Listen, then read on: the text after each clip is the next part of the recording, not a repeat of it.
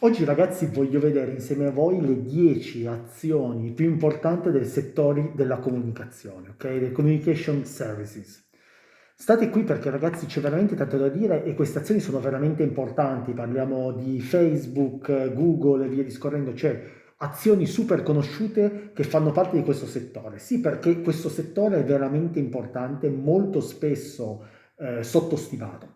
Quale sarà il processo di questo video? Molto semplice, incominceremo a capire che cos'è, faremo una brevissima introduzione al mercato e al settore del communication services, poi cercheremo di capire perché ha senso investire all'interno di questo settore, capiremo punto 3 quali saranno i criteri che abbiamo utilizzato e quali sono in realtà i criteri che abbiamo utilizzato per cercare di selezionare queste 10 aziende e alla fine vedremo un'azienda dopo l'altra, quindi arriveremo ad avere le 10 migliori azioni secondo i criteri che abbiamo prestabilito all'interno del mondo del communication e perché ha senso avere queste azioni chiaramente all'interno del nostro portafoglio.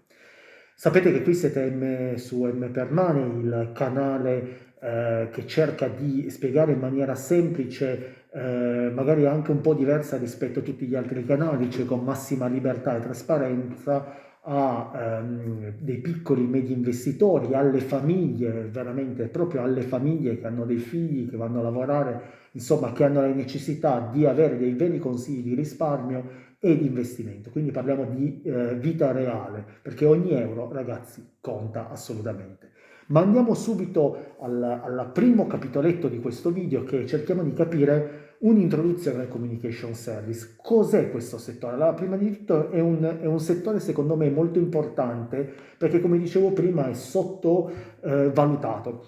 Perché in realtà all'interno di questo settore ci sono tanti microsegmenti, ci sono tanti segmenti che lo strutturano e lo fanno diventare un settore veramente moderno e veramente alla moda, cioè dove dobbiamo porre attenzione, perché all'interno ci rientrano le telecomunicazioni, quindi ragazzi, tutte quelle aziende che offrono i servizi di telefonia mobile, fissa, internet, quindi parliamo di banda larga, di rete di dati, insomma, veramente parliamo della tecnologia del momento e della tecnologia del futuro, perché tutti quanti hanno sempre più bisogno del cellulare, ma non solo, hanno bisogno anche della rete. Perché molti di noi ormai lavorano da casa, hanno lo smart working o comunque hanno un approccio ibrido e quindi hanno bisogno della rete, ma anche perché le nostre fruizioni, il nostro intrattenimento, ma anche la nostra vita ormai è fortemente ancorata verso questa direzione, cioè il fatto che la sera magari al posto di guardarci Rai 1, Canale 5, guardiamo qualcosa su YouTube o su Netflix, ok? Abbiamo una tipologia di intrattenimento diverso. E poi anche i nostri figli molto spesso adesso hanno il registro elettronico oppure devono utilizzare degli strumenti online sul cloud per andare a fare i compiti di classe, quindi diventa importante. Quindi si parla di telecomunicazione, si parla di media e di intrattenimento, come abbiamo detto prima, quindi di Netflix, Disney, Comcast e via discorrendo, perché ormai i contenuti multimediali sono come dire, un bene veramente importante all'interno, producono denaro all'interno del nostro mondo, quindi si parla di film, di serie TV, di musica, di sport, di notizie, quindi veramente di tutto ciò che permea la nostra vita da quando ci alziamo a quando andiamo a dormire. E poi c'è anche la parte dei la social media come Facebook, Twitter, TikTok, Snapchat, cioè ormai il social media è quasi è una realtà, una seconda realtà che noi abbiamo sulla quale bene o male tutti quanti ci sono, anche le persone più anziane ormai hanno dei profili sui social network. Quindi ragazzi, capite bene che il mondo è veramente oramai strutturato all'interno del comparto delle comunicazioni attraverso vari rivoli, come ho detto, le telecomunicazioni, i media, l'intrattenimento, i social media, ma anche le tecnologie di comunicazione e contenuti digitali, perché possiamo pensare alla pubblicità, per esempio l'advertising online attraverso Google, e quindi è una realtà sempre più strutturata, più forte, ma anche il cloud computing, tutti gli strumenti di CRM che utilizziamo per lavorare, cioè il lavoro ormai è basato su queste tecnologie di comunicazione. Pensate già solo l'utilizzo invasivo che c'è di Teams, di Microsoft Teams, della chat in ogni luogo di lavoro. Quindi la prima cosa è sapere che il settore della comunicazione è un settore che struttura la nostra realtà quotidiana e quindi la dobbiamo prendere in considerazione perché c'è business. Quindi abbiamo detto che c'è business e oltretutto il fatto che all'interno permea totalmente la nostra realtà, perché come dicevo prima fa intrattenimento, cioè produce dell'intrattenimento, produce delle relazioni sociali e quindi questo è un altro aspetto, non porta solo soldi ma crea relazioni. E sapete bene che le relazioni sono fondamentali, per esempio prendete LinkedIn, abbiamo le relazioni dal punto di vista professionale, quindi non è solo intrattenimento ma è anche lavoro. Molti ormai ricevono comunicazioni, candidature, mandano candidature tramite LinkedIn o addirittura ci si creano delle partnership lavorative attraverso l'utilizzo di questo social network. E quindi è un settore che oltretutto, devo dire, è supportato da una grossa innovazione e tecnologia, perché parliamo di 5G, parliamo appunto di cloud sempre più sviluppato, del fatto che ormai il nostro computer non vive solamente più sul PC fisico che abbiamo, ma naviga sulla rete, cioè molti dei nostri materiali vengono salvati, no? Pensiamo alle nostre fotografie, magari sul Drive o addirittura paghiamo dei servizi di cloud, no?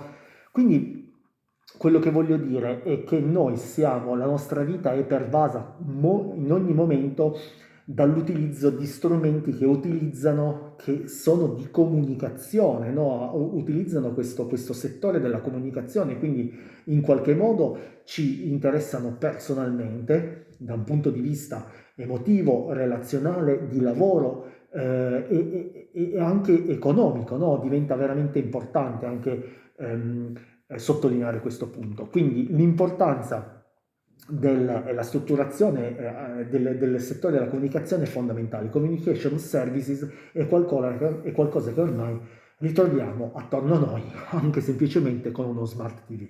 Ok?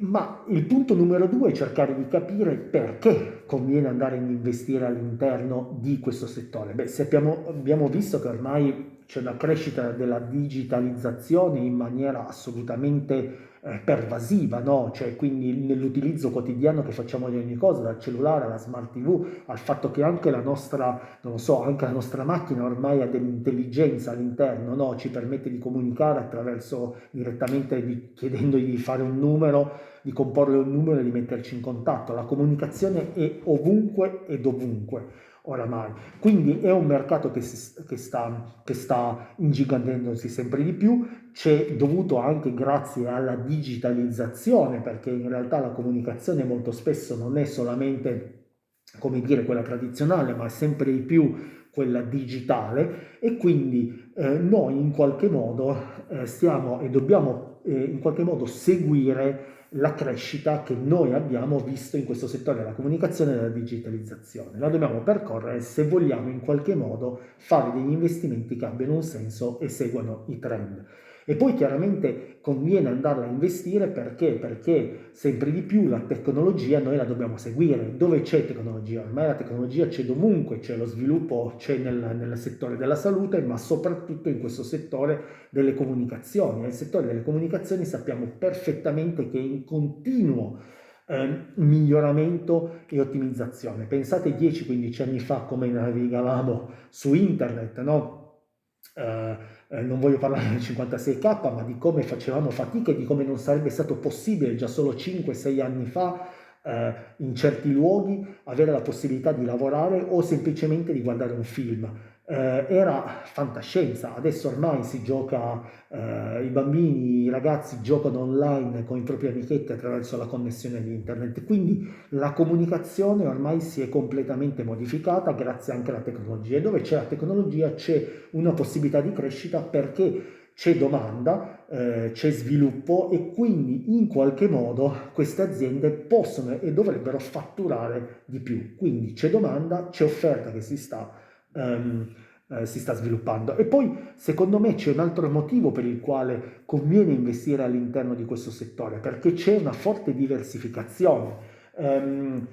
io abitualmente non sono un amante dell'investimento settoriale, no, anche l'investimento adesso dell'intelligenza artificiale, dove molti, è vero che poi ci sono dei microsegmenti all'interno dell'intelligenza artificiale, non è vero che investendo all'interno di un ETF magari investiamo solo sull'intelligenza artificiale, sì è vero, ma all'interno c'è chi produce, c'è chi progetta, c'è chi ha la materia prima, insomma c'è veramente una differenza che si gioca al ruolo planetario, no? Quindi in realtà poi c'è sempre una certa tipologia di diversificazione, ma intendo un investimento verticale, quindi fatto su un settore, può essere in qualche modo sempre pericoloso, ma qui parliamo di un macro settore, parliamo di assolutamente del settore della comunicazione che, come dicevo prima, ha diversificazione, perché dentro parliamo di gaming, quindi della possibilità dei videogiochi, parliamo della possibilità delle chat, poi passiamo invece a quelle dei social media, passiamo al business della pubblicità online, cioè quindi questo è il presente e secondo me sarà il futuro, e avendo anche una diversificazione di microsegmenti ci permette di stare molto molto più sereni. Ma ora dobbiamo cercare di capire come abbiamo selezionato queste 10 azioni. Beh, ci sono delle ragioni, dei criteri che noi abbiamo utilizzato e che bene o male vanno bene per tutti i settori, ma in particolar modo abbiamo specificatamente selezionato alcuni criteri per andare a selezionare le azioni delle communication services. Il primo è una crescita dei ricavi, cioè secondo me queste azioni, essendo in un mondo dove c'è una forte domanda, una forte crescita, sicuramente devono fatturare, devono portare ricavi, cioè fatturato, cioè devono crescere in modo costante ed importante, ok? Quindi questo secondo me è una delle prime ragioni ehm, da andare a vedere, con le quali abbiamo selezionato. Perché? Perché in realtà se io in un momento di forte domanda, di forte crescita non cresco, vuol dire ho dei fatturati che comunque rimangono stabili, vuol dire che c'è un problema, che nel momento in cui magari la domanda dovesse in qualche modo scendere un po', io continuo non solo a stabilizzarmi, ma incomincio veramente a perdere, perché nel momento che si va bene, che tutti dovrebbero andare bene. Quindi questo è il primo accenno. Il secondo, chiaramente, che essendo in un settore fortemente innovativo e tecnologico, ci deve essere dietro il substrato, cioè ci deve essere la sostanza. Cioè queste aziende devono andare ad investire continuativamente all'interno di uno sviluppo tecnologico, perché sappiamo bene che quello che è valido oggi nel settore della comunicazione, in qualche modo in quello del tech, anzi assolutamente anche in quello del tech, che è molto vicino, senza una continua innovazione e investimenti in questo si può stare fuori dal gioco ed uscire in una maniera repentina. Sappiamo bene che 10 anni fa molte di queste aziende che andremo a vedere non esistevano neanche, e se vogliono rimanere all'interno e mantenere la loro leadership devono assolutamente continuare a migliorare il lavoro che fanno le piattaforme da un punto di vista proprio tecnologico. Cioè Netflix dovrà trovare il modo comunque di continuare a crescere, di continuare a proporre dei contenuti appetibili, così come era stato per Blockbuster, che aveva il predominio e che non ha capito come si stava muovendo il mondo. Lo stesso non deve fare Netflix, perché magari ci sarà una nuova rivoluzione, magari una nuova tipologia di fruizione, no? Loro hanno inventato proprio la serialità degli episodi, in realtà è stata inventata in una maniera diversa da altri, ma diciamo loro l'hanno in qualche modo meccanizzata, no? Cioè sempre di più, e soprattutto l'hanno offerta al grande pubblico. Prima le serie TV erano viste in maniera, cioè non dalla maggior parte delle persone, quindi anche la fruizione sta cambiando. Adesso tutti sono abituati magari a guardare una puntata di 30-40 minuti, diventa di più difficile guardare un film e ci si sta abituando. Magari le abitudini cambieranno, quindi bisogna stare veramente sempre sulla cresta dell'onda, facendo innovazione e cercando di capire come si evolve il mondo, sia per le piattaforme sociali, per i contenuti video, per la pubblicità digitale. Quindi ci deve essere un'adattabilità, secondo me, continua. E soprattutto ci deve essere quindi una crescita, uno sviluppo, quindi ci deve essere investimenti nella tecnologia, ma ci deve essere anche una certa dominanza, no, del mercato. Secondo me in questo momento chi è forte, chi è dominante in un settore così potente può mantenere, può essere leader anche nel futuro. Sicuramente ci sono delle azioni più piccole o delle aziende più piccole che potranno avere l'opportunità di mostrarsi e di farsi vedere, ma comunque ragazzi dobbiamo sempre considerare che i big diventeranno sempre più big probabilmente. Perché? Perché la tipologia adesso è più di acquisizione delle piccole aziende rispetto ad un tempo, quindi quando si vede che un'azienda sta andando bene il big player va a mangiarla e va a prenderla e metterla all'interno. Quindi sicuramente ci saranno delle azioni che cresceranno, che avranno un senso, ma soprattutto noi dobbiamo vedere che hanno una certa dominanza, cioè dobbiamo sapere che all'interno della pubblicità quello online, quello lì probabilmente è il player maggiore, che all'interno dei social media quello è il player maggiore, che all'interno del gaming quello ha una fetta di mercato molto forte, perché avere come dire, delle fette grandi ci permette in qualche modo di sapere che abbiamo dei ricavi nel lungo periodo, perché avere gente connessa a noi ci porta chiaramente i soldi e ci dà anche la possibilità di sapere che avremo dei ricavi nel lungo periodo. Ok? E poi chiaramente, dato che questo settore in qualche modo spinge ad avere dei grossi investimenti, no, tecnologici, di sviluppo, di innovazione, e quindi a crescere continuativamente, in qualche modo ci deve essere una stabilità finanziaria, cioè l'indebitamento non deve essere così forte da non riuscire in qualche modo nei momenti magari di difficoltà a non pagare, e quindi ci deve essere una generazione di cassa, no? Ci deve essere un flusso di cassa assolutamente positivo, perché il bilancio secondo me è sempre uno degli aspetti fondamentali da tenere in considerazione. È vero che alcune aziende hanno avuto l'opportunità nei primi anni di anche avere dei bilanci non propriamente idilliaci, pensiamo ad Amazon i primi anni, ma dietro c'era una volontà per poterla tenere in vita, no? Lo stesso Zalando, ma la solidità finanziaria è fondamentale per resistere in un settore così fortemente competitivo, dove se cambiano dei tassi di interesse o ti devi indebitare di più, insomma in qualche modo per innovare perché sta uscendo una cosa nuova, devi poterlo fare mantenendo la stabilità finanziaria. E poi secondo me un elemento fondamentale al quale io tengo sempre di più all'interno delle analisi del mio portafoglio e di quello che sto esperendo quotidianamente ormai da mesi, è che ci deve essere una diversificazione assolutamente geografica nell'acquisizione di alcune aziende all'interno del nostro portafoglio. Non si può più pensare in questa realtà attuale di avere solamente aziende americane all'interno di un portafoglio, bisogna avere la capacità di diversificare. È vero che delle big company, cioè la realtà dell'innovazione, della tecnologia, della comunicazione molto spesso è vicina, no, alla realtà americana, questo è indubbio, non lo possiamo negare. Sta uscendo anche quella cinese perché sta diventando forte anche dal punto di vista tecnologico, ma nello stesso tempo esistono anche delle realtà di altri paesi che in qualche modo ci permettono di diversificare, di ridurre il rischio, ma anche di farci trovare pronti per dei mercati che possono esplodere in qualche modo o almeno crescere.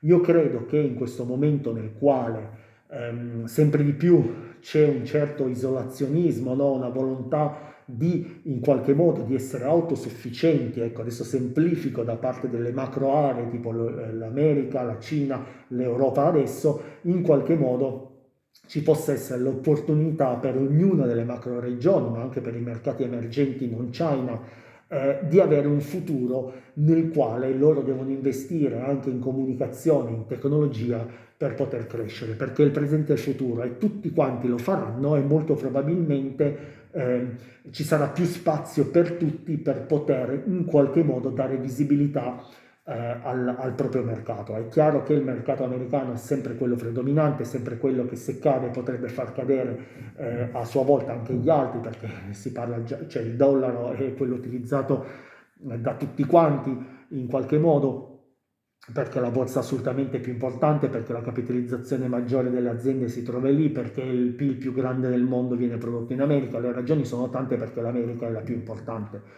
ma sicuramente incominciare a pensare a delle diversificazioni geografiche diventa importante. Quindi all'interno della nostra selezione uno dei criteri che abbiamo utilizzato è quello di scegliere non solamente azioni americane, ma di sceglierle le migliori all'interno del panorama mondiale. Quindi sì, anche non solo Europa, non solo China, ma anche mercati emergenti non China, no? Quindi le andremo a vedere. E poi un aspetto che a me interessa per quello che noi possiamo conoscere, perché è difficile andare a identificare questo punto e metterlo a terra, è sicuramente la capacità di adattarsi ai cambiamenti, no? Alle normative, ai rischi, perché questo è un cambiamento, cioè comunque è un aspetto importante, perché molto spesso avete sentito dire, no, che alcune aziende hanno avuto dei problemi con l'antitrust, no? Il fatto che magari stavano diventando troppo grandi o che magari avevano il predominio assoluto e quindi sono intervenuti gli enti governativi per cercare di normativizzare questa parte, ma soprattutto per bilanciare il potere, perché la comunicazione è potere, ragazzi, questo è un dato di fatto. Chi ha la comunicazione ha potere, il film Quarto Potere di Orson Welles ce lo insegna perfettamente. Quindi saper gestire le normative, sapersi muovere anche nel rispetto di determinate regole come la privacy, che diventa sempre più importante, è fondamentale. Ecco, un aspetto che a me preoccupa in particolar modo del settore della comunicazione è sicuramente quello della privacy, perché la privacy, ragazzi, è un tema che non possiamo andare a dimenticare, perché se ci sono dei cambiamenti normativi importanti o se ci saranno, potrebbe incidere fortemente sul fatturati di alcune aziende. Cioè, se per esempio in qualche modo, adesso cerco di semplificare, ma se in qualche modo ad esempio non si può più fare una pubblicità targetizzata attraverso dei cookie, le cose sono già cambiate, ma potranno cambiare ancora di più, cioè attraverso come ci seguono e ci fanno delle pubblicità targetizzate non si può fare, in qualche modo potrebbe risentirne il bilancio, no, di quelle aziende che lavorano con la pubblicità online, perché sicuramente magari hanno meno conversion, cioè ricevono meno conversioni, perché se ti danno una pubblicità adatta alle tue necessità è più probabile che tu compri in base alle tue caratteristiche che non darti una pubblicità generica. Anche la televisione sta andando verso quella direzione, no? Più local e più personalizzata, più customizzata sulle tue necessità. Quindi questo è un aspetto da tenere bene in considerazione di come la diversificazione anche qui sia importante, perché se una di queste aziende crolla, perché appunto magari nel breve tempo un cambiamento normativo la fa crollare, noi abbiamo la possibilità di avere un portafoglio diversificato e solido per mantenere in vita i nostri investimenti. Ora ragazzi andiamo a vedere queste 10 azioni,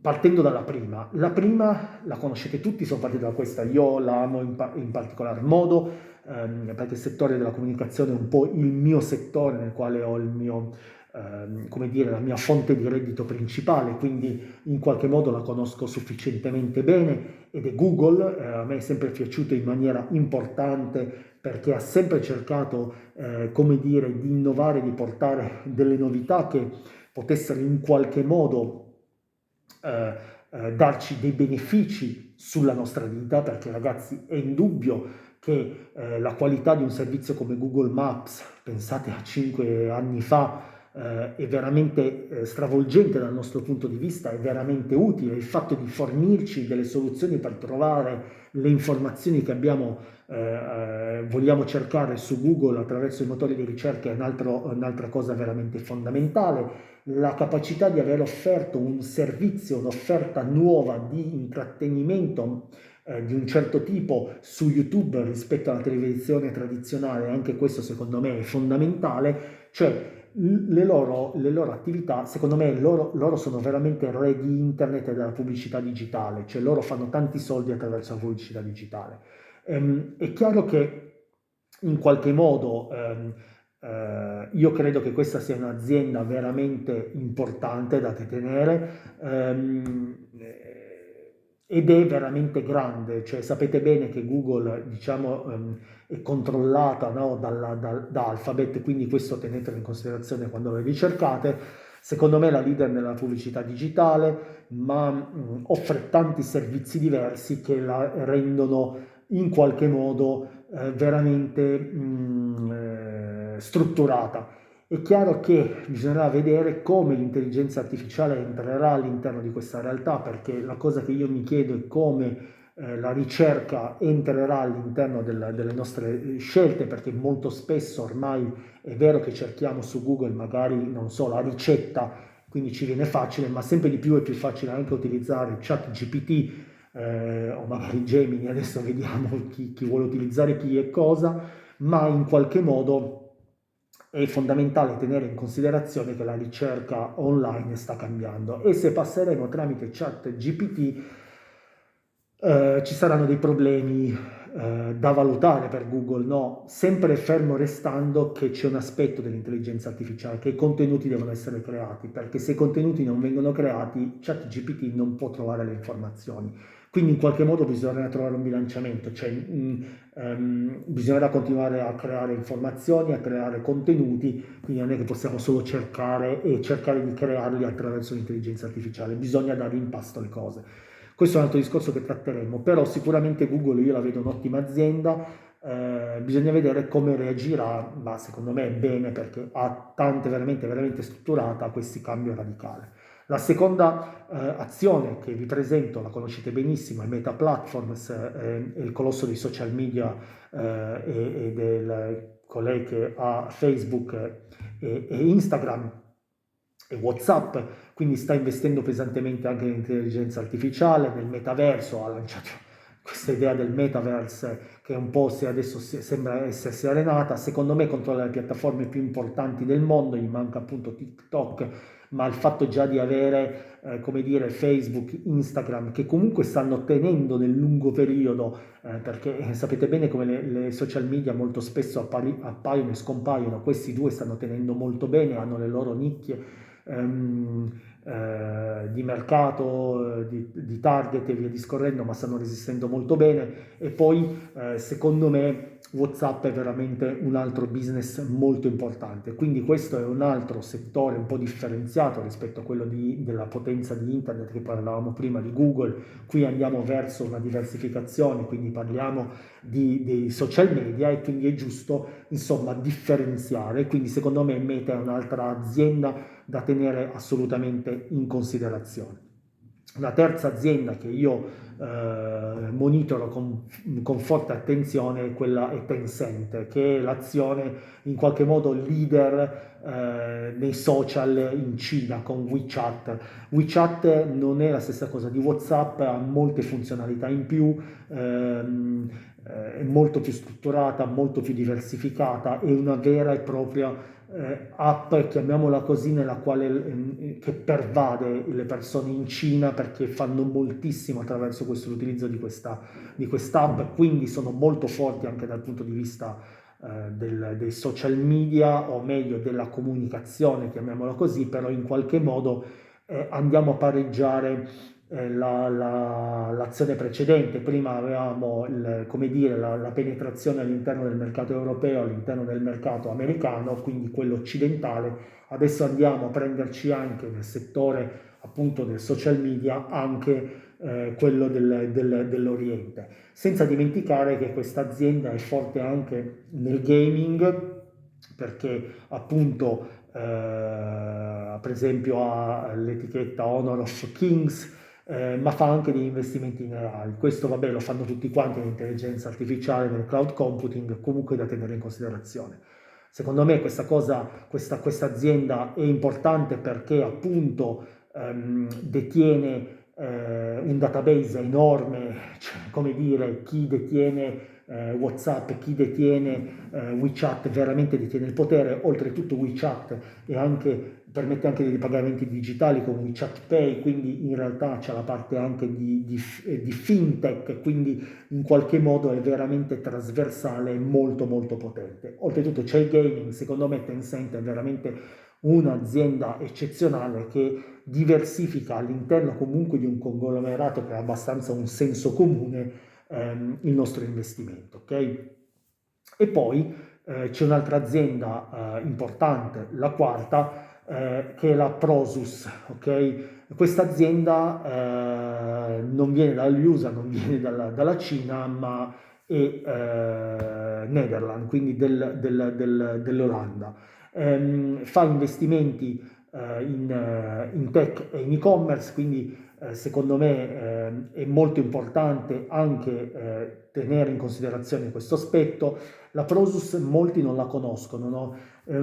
Perché? Perché non è la frontman che c'è, che in qualche modo tu sai Facebook e Facebook, in qualche modo questa Prosus è una holding tecnologica, all'interno detiene tante altre cose e in parte detiene anche la Tencent, ecco per dirvi, ma detiene all'interno, fa investimenti di tipologia differente, quindi sempre ad alto impatto tecnologico, innovativo e di comunicazione, quindi nell'e-commerce, nelle fintech, nei servizi digitali e soprattutto anche nei mercati emergenti. Quindi noi in questo modo andiamo a comprare un po' la Berkshire Hathaway, no? Del comparto finanziario, quella di Warren Buffett. Andiamo a comprare una holding che detiene all'interno il possesso o almeno delle quote all'interno di tante altre azioni. Secondo me questo è fondamentale.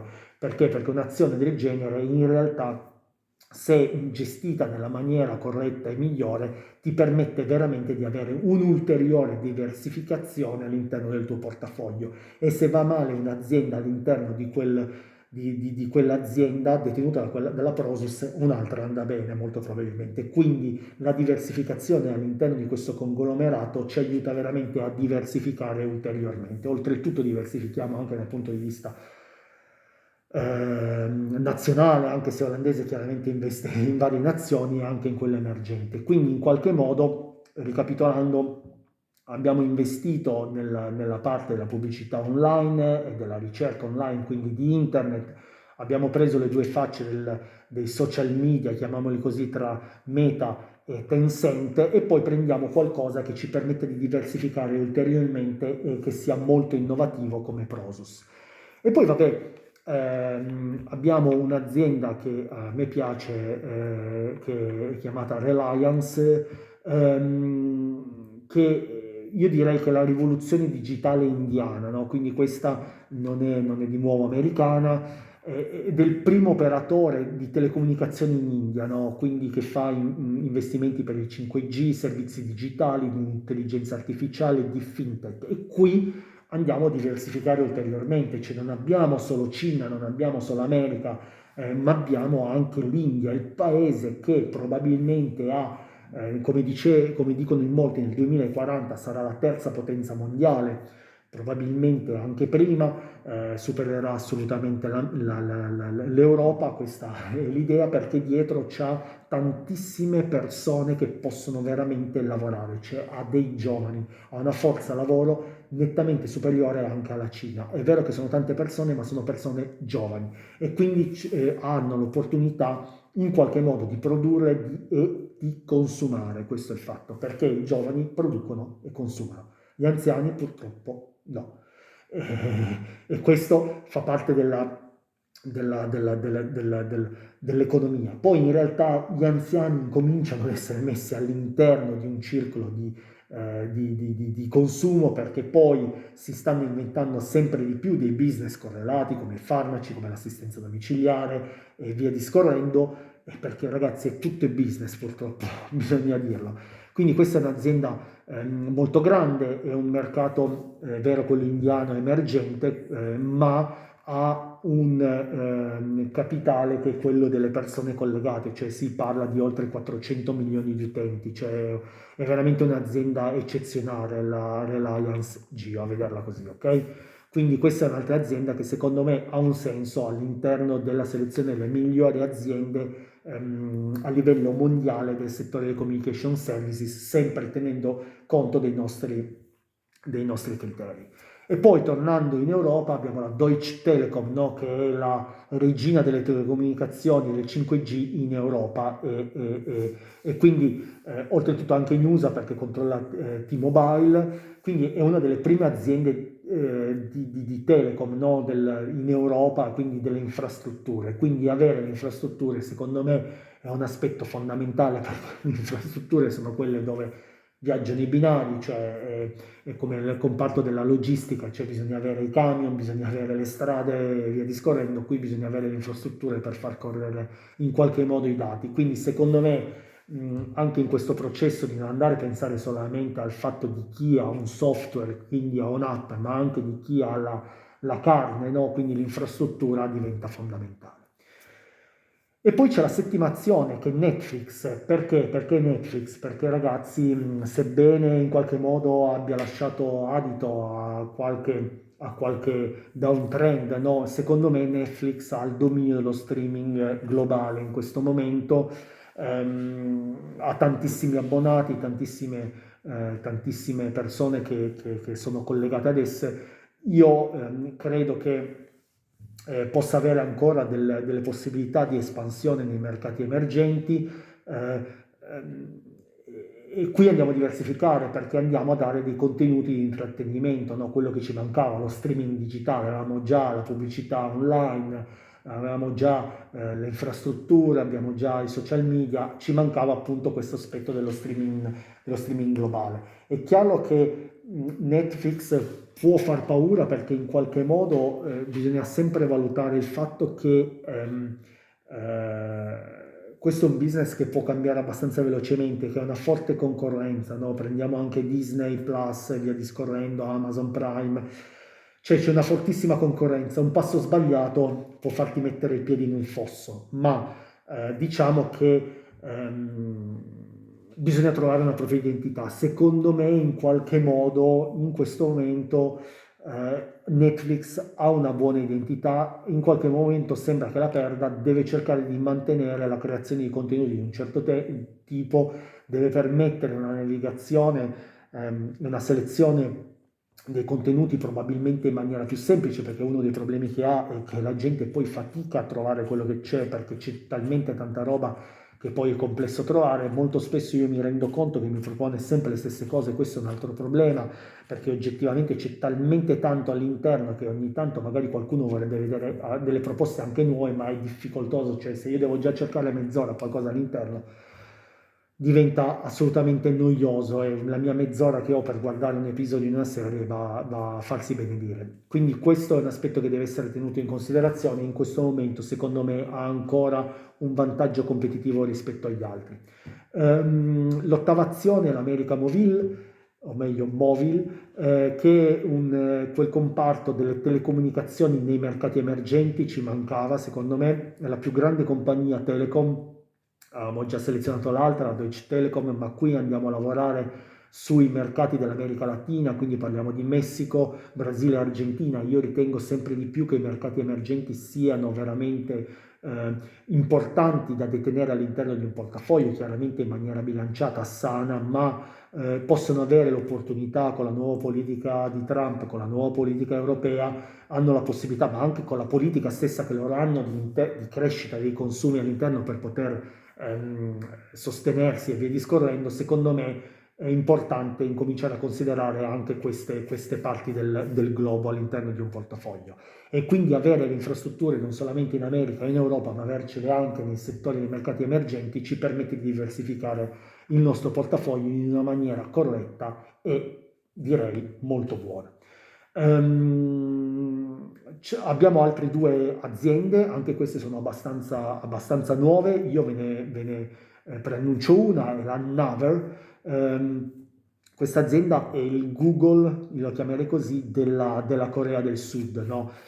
Domina il mercato sudamericano nei motori di ricerca ed è attiva in altri ambiti come l'intelligenza artificiale, l'e-commerce e il cloud computing, insomma un po' tutte le novità, le accezioni della tipologia di comunicazione c'è. Quindi secondo me il mercato asiatico è un mercato fortemente richiedente da questo punto di vista, essere presenti anche all'interno, non scordarci ogni tanto del fatto che noi siamo occidentali, vediamo solo la nostra metà della mela, ma guardare l'altra metà della mela è importante, in questo caso la stiamo guardando la Corea del Sud, il mercato asiatico, e secondo me è importante sapere che ci sono altre realtà che hanno il predominio, che non sono quelle che attualmente conosciamo all'interno di quei mercati, e questa è una di queste, la Naver, che appunto direi che è un po' la Google in qualche modo della Corea del Sud.